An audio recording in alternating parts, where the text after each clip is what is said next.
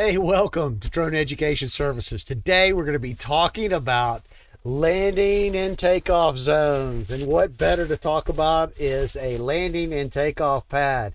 If you like what you see here today, please subscribe to us at Drone Education Services. Well, landing and takeoff pads. Here's an example of one.